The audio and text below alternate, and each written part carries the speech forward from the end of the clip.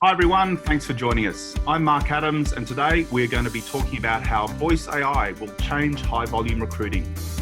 Now in today's shelter in place world, you might think it's slightly contrarian to be talking about recruiting of any kind, let alone at volume. Certain industries like travel, hospitality and hotels are doing it tough, and recovery for them might be some months away. The fact remains though, some companies are still hiring at huge volumes. They can't fill positions fast enough. Amazon is putting on 100,000 workers in their fulfillment operations. Walmart is adding 150,000 temporary workers by the end of May. Domino's is adding 10,000 delivery drivers, I guess to get the pizza to all the stay-at-home workers. 7-Eleven, 20,000 new store employees. In Australia, Telstra just announced 1,000 open positions in their contact centres. Coles and Woolworths are adding thousands of casual workers. Healthcare is another hotspot. Jobs website Jura has listed 24,000 health-related jobs just in the last 14 days. What is going to change is how this recruiting at scale happens. Most will be done remotely, of course, and a new approach to moving a huge volume of candidates through the top of the funnel is needing to meet hiring targets. It's hard to be optimistic at times like this, but if this crisis is like other economic cycles, eventually society gets back on its feet. When the turnaround comes, business will need to start hiring again like never before. There's a huge opportunity in the brave new world of remote talent acquisition and working. To discuss specific strategies for AI and how it will impact the world of high volume recruiting, I'm joined by Curious Thing co-founder, Chief Strategy Officer, and nothing if not an optimist, David McKeague. David, how are you? Very well, Mark. It's fantastic to be talking about how conversational AI can really change the world of hiring. Yeah, it's better to be talking about hiring people than not at this time anyway. So let's have a look at our agenda. We're going to talk about issues with high volume recruiting now. I mean, how will it be physically possible for someone to hire 150,000 people in any short space of time? Talk about who Curious Thing is in our solution, how our interviews work and what they do to support recruiter decision making, and then a little bit about bias and ethics. Now, at any time, if you have questions during this, please drop me an email at mark@curiousthing.io, mark@curiousthing.io. We'd be happy to take any and all comments and questions. So, David, tell me about the resume process and high volume hiring. Is there anything wrong with it? Yes, one of the big problems with the resume, and it says it here on this slide, if you get 10,000 resumes, you can only allocate 6 seconds to look through a resume. Typically, candidates are rejected purely based on their resume, so it's the key screening mechanism. But we believe that the HR experts believe that the CV resume-centric screening is a top source of bias. So I think the opportunity here is that the resume process is broken, but really people are wanting the telephone interview or behavioural interviews to key the screening process off. Some candidates don't even have resumes, do they?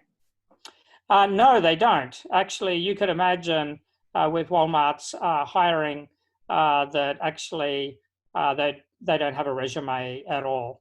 So they're screening off very poorly written documents. Yeah, I can imagine. I mean, there's no way you're going to be able to get round to, this slide here says a junior to mid-level position attracts 100 to 1,000 resumes. I mean, I'm not sure how many applications you'd get for 150,000 open spots, but it could be something over 1 million. There's no way you're going to get round to all of those, and many of them wouldn't have resumes at all. Exactly. So they're not comparable for junior to mid-level positions. The resumes just don't not benchmarkable. And I think on the other side as well, candidates get just automatically rejected. So the candidate experience is very poor. And then you key off these badly written resumes. You bring in a certain number for interviews per day. So basically it's bad all around. You're screening the wrong way. Candidates get a bad experience. and you're getting the wrong people actually into the face-to-face interview. Yeah, when a machine is screening the resume, there's all kinds of inherent bias, and I know some people use tricks like they put keywords in blank type, I guess, so the computer reads it, but the recruiter can't. But there's all sorts of tricks. But that's, clearly if you have to hack a system, then it is broken. Yes, yeah. There's a whole industry about hacking resumes. Yeah, and that's crazy. That's ridiculous. I mean, here it says 6 to 10% of candidates will go through a phone interview. What if there was a way for 100% of candidates to go through a phone interview? I mean, that would be ideal, right? Then you capture everyone at the top of the funnel, give everyone a chance. Exactly. And that brings me to our solution at Curious Things. So do you want to take us through how Curious Thing actually works and how this might apply to the high volume recruiting scenario? Yeah, fantastic. Thanks, Mark. So what we provide is a direct replacement to the 20-minute telephone interview. And if we think of three aspects, it's a simple phone call where candidates ring a phone number and undertake a 20-minute behavioral interview. So that's 100% of all candidates actually can take the oral, the verbal AI conversational interview. The second part is the talent acquisition actually can make data-driven recruitment decisions. So we can compare actually off the interview rubric. They can interview all the candidates' answers instantly. So I think number one, of the third point, number one, the smooth candidate experience. Candidates take these interviews on demand, so they take it when they want. Use a normal telephone, so they don't need a computer. And also the real-time analytics are instantly available such that, talent acquisition can analyze it as soon as the interview is done.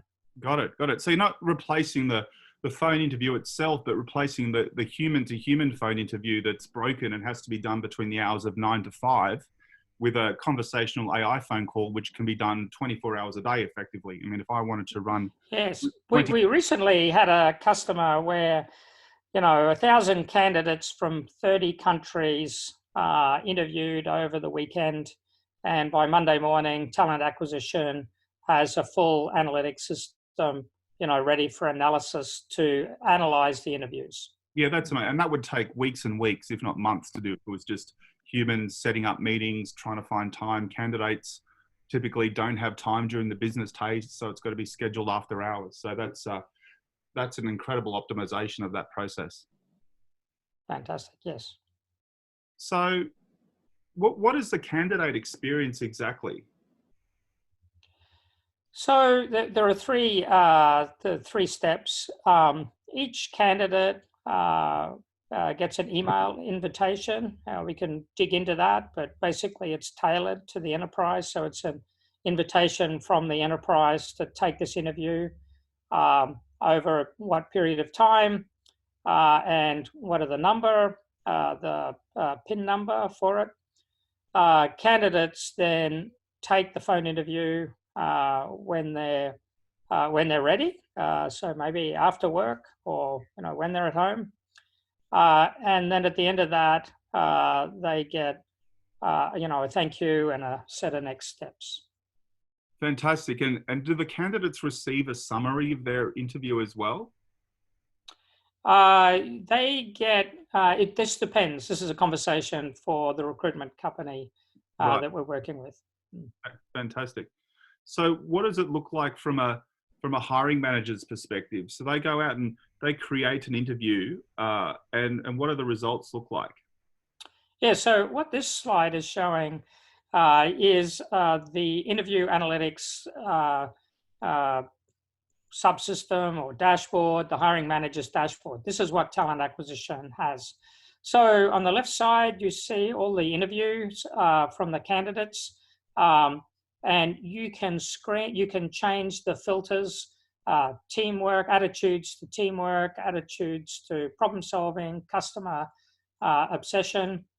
You can take the names off. You can dig in to each of these interviews to understand more about each candidate's strengths.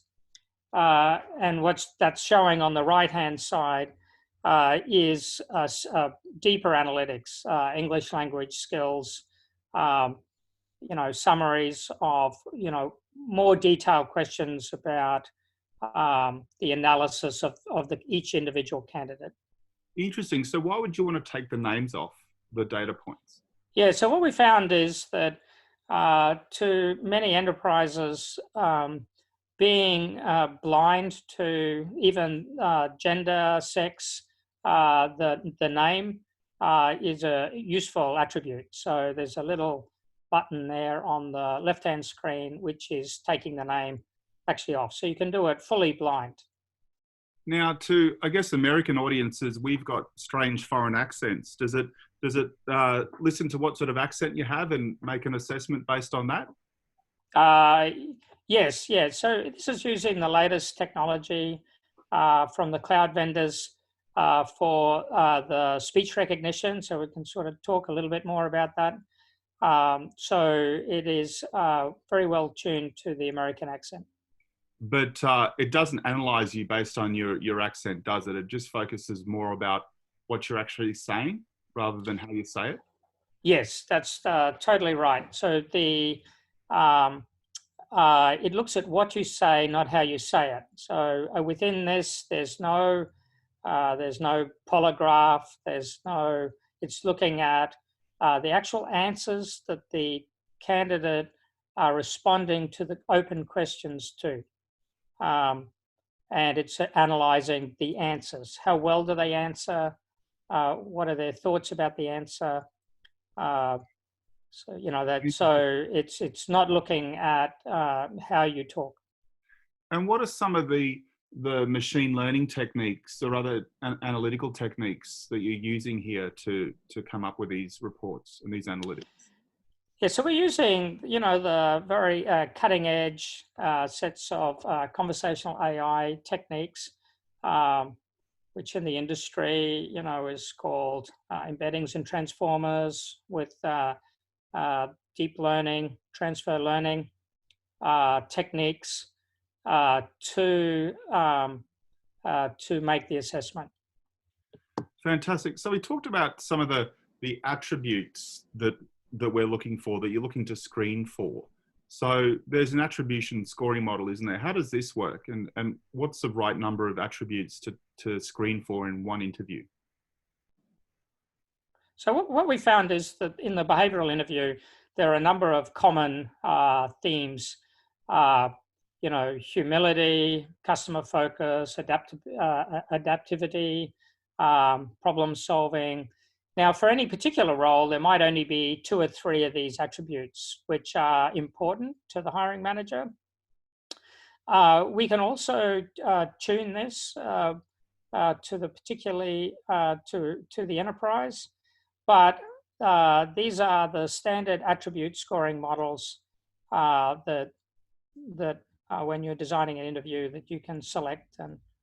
So if I was a recruiter and I was wanting to create an interview for, say, a customer service person at an Amazon contact center, I might want to focus on perhaps customer focus, teamwork, and problem solving.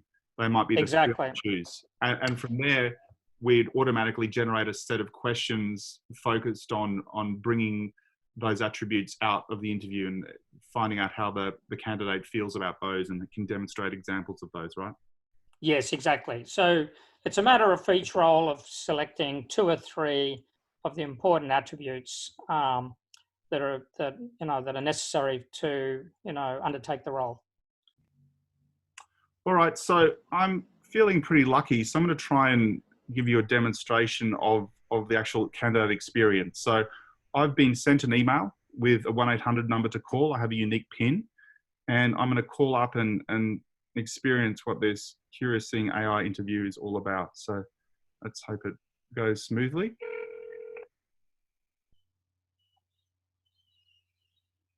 Hello, welcome to virtual interview hosted by Curious Thing. Please enter your PIN followed by the hash key.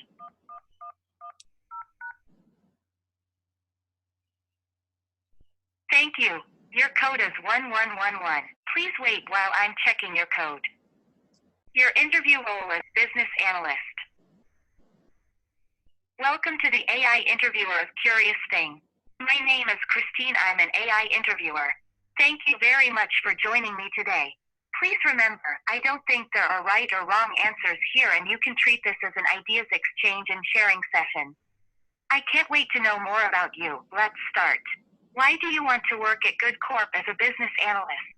I'd like to work at Good Corp as a business analyst because I really admire the business. The organisation has really positive connotations with me, and I think I can really grow my career there. All right. What motivates you in general? I'm motivated by doing a good job, supporting others, helping them grow within my team, and hitting targets. All right, so that's an example of a couple of questions. That's really interesting. So, David, what tell us about what was happening there. That's clearly a robotic voice, right? You're not trying to make it human, are you? Yeah, so we've done a lot of user studies looking deeply at this. We don't pretend to be a human, so I think that there's a whole bunch of ethics issues, we think, around trying to pretend. And you get this uncanny valley where candidates get confused if you try. So these are clearly synthetic voices. So we never hide that this is a synthetic AI interview. So therefore we leave it as a standard, synthetic voice. Understood. And do people feel more comfortable talking to a synthetic voice, or does it depend on the person and the role that you're recruiting for? Some people do. Actually, we found that many people, there's quite a whole category, will talk more to a machine than to another person. And that's because it is a neutral entity. So therefore, we find that contrary to what people might think, that the synthetic voice, the AI interview, actually takes away a lot of human anxiety about the physical interview. Interesting. So it's like an artificial intelligence confessional. People are hurting themselves. I mean, you mentioned ethics there. I just want to, finish up on the topic of ethics. So you'll see, a lot of governments, state, federal, international, are starting to take a look at the role of artificial intelligence and automated recruiting in the hiring process. And obviously they'll be wanting to have good intentions with this legislation, around eliminating diversity and so forth. But there potentially could be a point where there's too much of it as well. I mean, where would the curious thing fit into the whole bio? Right. So one of the things is that Curious Thing has been designed to be deliberately blind to certain aspects. So it doesn't look at how you look. It doesn't look at how you talk. It looks at what you say. So we're really focused on analyzing the content of the interview. So it doesn't matter what gender or race, everyone gets a fair shot, gets an interview. There is no equivalent to the polygraph, so we're not looking at the sound of the voice or pattern of speaking. It's really how well are they answering the question.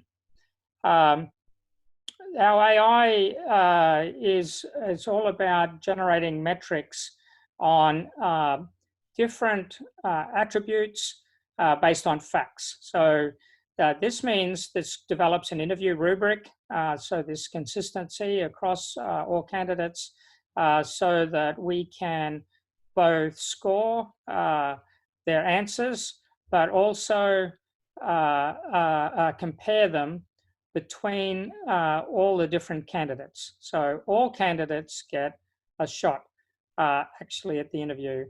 Right. Yeah. So everyone gets asked exactly the same questions in exactly the same way, and they're analysed objectively in exactly the same way as well. And even better, Yes. everyone gets a go as well. So, I mean, if you wanted to interview 1 million people over the next few weeks for roles, you give every single person a chance. You know, there's no limitations of time or space on that, because, you know, you can do it all at the candidate's convenience, which is fantastic. I mean, I think that's one of the best part of all, that you give more people a shot at the role. You know, That's it. So that's really one of our key objectives, is to let all candidates shine, put their best foot forward, let everyone take the interview. Everyone gets an interview and they get it assessed in a fair way, because, as you said, it's not how they say it, it's just what they say.